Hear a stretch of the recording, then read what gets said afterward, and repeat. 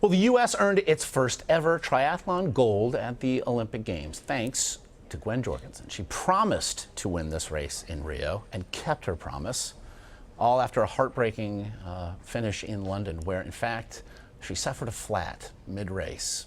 Such is the up and the down of the Olympic athlete's life. Definitely, though, made a comeback, and so in Rio finished 40 seconds ahead of defending champion Nicola Spirig of Switzerland. And Gwen Jorgensen, good enough to join us here, fresh off, to a degree, this victory at the Games. Congratulations. Thank you. It is so great to have you. It's the question we ask all of you because it's something that so few of us would ever know. You break the tape, especially given what had happened to you 4 years before. What was it like? It was incredible. I got pretty emotional. You know, I had put 4 years of work, dedication, and just striving for this one goal that I didn't know I would achieve it, but really wanted to. I had an incredible support crew, my husband, who gave up his career to support me, and a coach who was there investing in me every day for 4 years. And so to actually be able to perform on one day after working 4 years is pretty incredible. And yeah, it was just amazing. Which is the tenuousness and of being an Olympic athlete.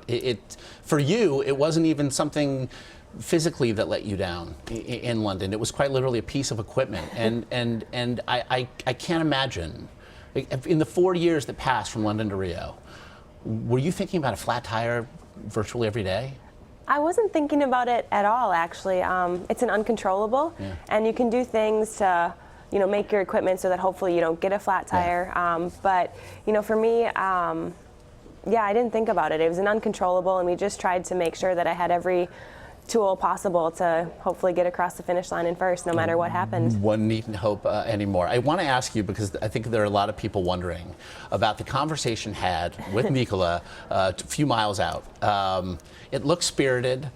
I wondered if perhaps it was spirited and profane. But what was being shared between the two of you? Yeah, it was, we were running, and we were running into a big headwind, so neither of us wanted to lead. And Nicola said, let's share the lead.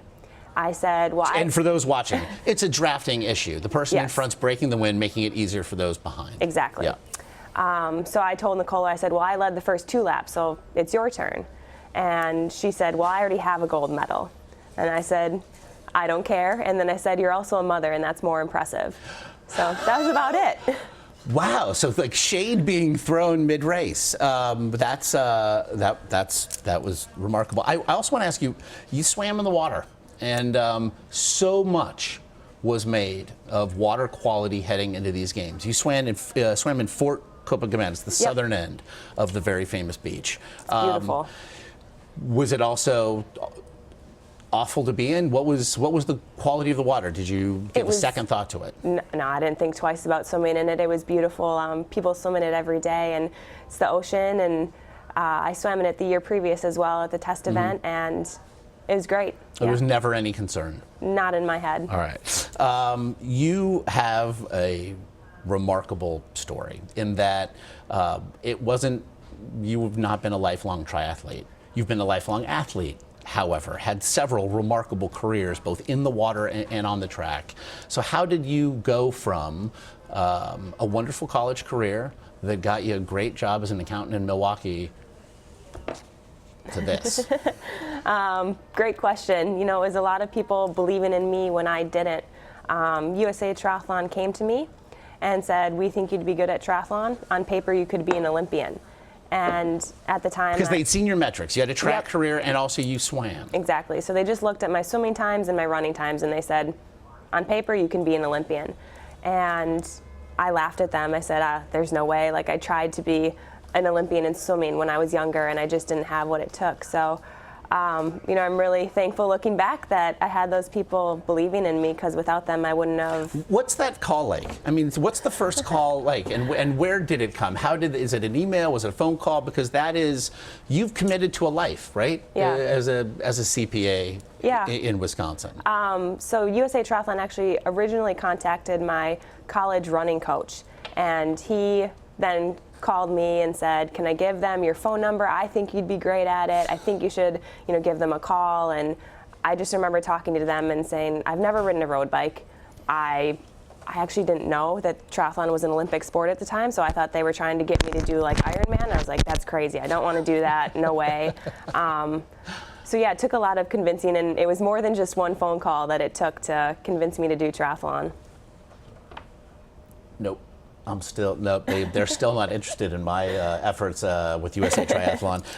Going to get you out of here on this one. You're going to be here in New York. Little downtime for you, so you're just going to, run a marathon.